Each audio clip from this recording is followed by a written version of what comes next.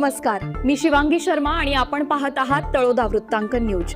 चला जाणून घेऊया आजच्या ताज्या बातम्या। तळोदा तहसील कार्यालयातील सहाय्यक महसूल अधिकारी 5,000ची लाच घेताना रंगेहात पकडला।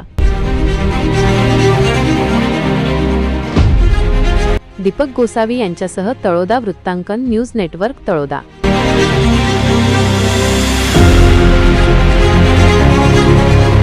नमस्कार प्रेक्षक हो, जमिनीचा नमुना दाखला देण्यासाठी 5,000 रुपयांच्या लाचेची मागणी करून ती स्वतः स्वीकारणाऱ्या तळोदा तहसील कार्यालयातील सहाय्यक महसूल अधिकाऱ्याला लाचलुचपत प्रतिबंधक विभागाने मंगळवारी दिनांक 4 ऑगस्ट रोजी रंगेहात पकडले।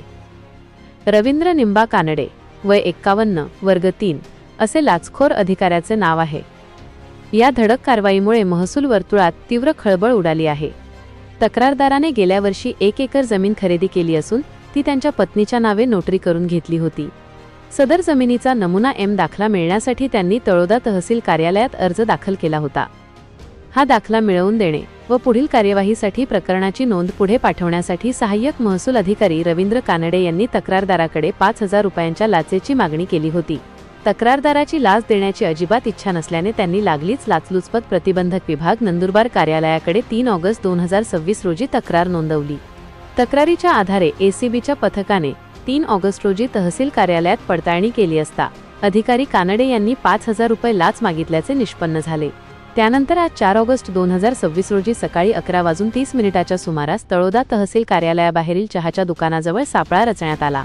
तक्रारदाराकडून लाचेची 5,000 रुपयांची रक्कम स्वतः स्वीकारताना एसीबीच्या पथकाने कानडे याला रंगेहात ताब्यात घेतले।